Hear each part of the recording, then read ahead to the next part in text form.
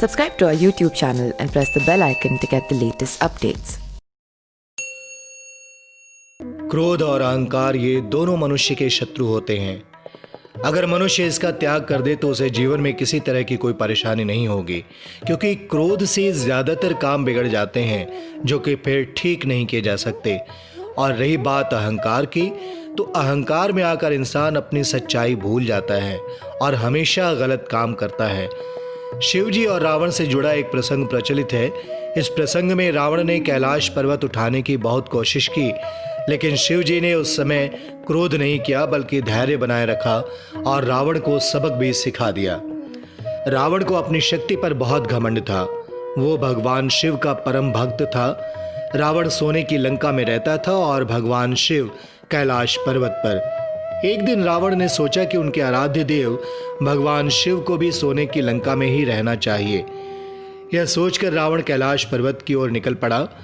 वो कैलाश पर्वत पहुंचा तो उसे शिव जी के वाहन नंदी मिले। नंदी ने रावण को प्रणाम किया, लेकिन रावण ने कोई उत्तर नहीं दिया। नंदी ने फिर उससे बात की तो रावण ने उसका अपमान करते हुए कहा कि वो भगवान शिव को लंका ले जाने के लिए आया है। नंदी ने कहा कि भगवान को उनकी इच्छा के विरुद्ध कोई भी कहीं नहीं ले जा सकता। रावण को अपनी शक्ति पर बहुत घमंड था। उसने कहा अगर शिव नहीं माने तो वो पूरा कैलाश पर्वत ही उठाकर ले जाएगा। इसके बाद रावण ने कैलाश पर्वत उठाने के लिए अपना हाथ एक चट्टान के नीचे रखा। शिव जी भी रावण को देख रहे थे।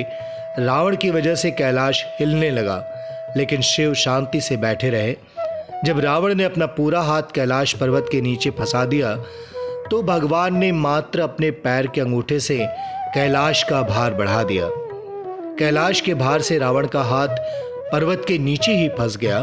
तब रावण ने शिवजी को प्रसन्न करने के लिए शिव तांडव स्तोत्र की रचना की, जिसे शिवजी सुनकर प्रसन्न हुए और उन्होंने उसे मुक्त कर दिया। इस प्रसंग से सीख यही मिलती है कि हमें दूसरों के अहंकार की वजह से क्रोधित नहीं होना चाहिए, धैर्य बनाए रखना चाहिए। इस कथा में शिवजी ने रावण की मूर्खता और अहंकार पर क्रोध नहीं किया, बल्कि खेल खेल में ही उसे सबक भी सिखा दिया। Subscribe to our YouTube channel and press the bell icon to get the latest updates.